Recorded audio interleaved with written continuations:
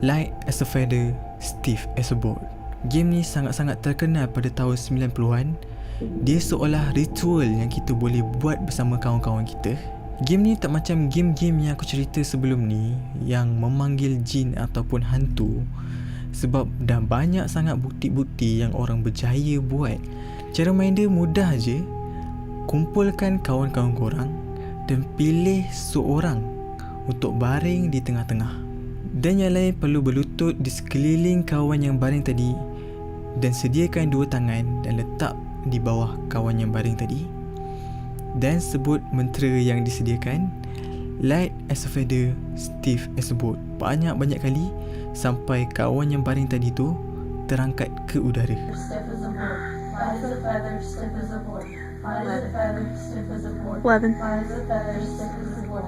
1, 2, 3. Macam menarik kan permainan yang kelima tadi.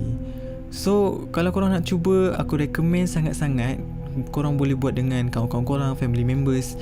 Kalau menjadi, sila komen kat bawah. Aku nak tahu sangat-sangat korang buat menjadi ke tak. Sebab benda ni ada yang cakap dia bermain dengan sains, dengan psikologi, dan ada setengah pihak pula cakap benda ni ada melibatkan jin, hantu or else.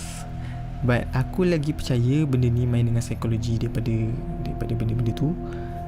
Bye.